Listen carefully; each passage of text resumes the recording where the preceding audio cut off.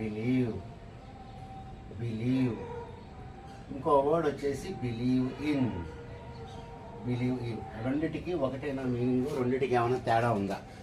I believe him అని చెప్పాలా, I believe in him అని చెప్పాలా? చాలామందికి వచ్చేటువంటి కన్ఫ్యూజన్ అది. కాబట్టి బిలీవ్ అంటే ఏంటి, బిలీవ్ ఇన్ అంటే ఏంటి? రైట్. బిలీవ్ అనేది ఇప్పుడు చూడండి, మనం ఎట్లా చెప్తాం? ఐ బిలీవ్ హిమ్ అని చెప్తాం. I believe him, I believe him.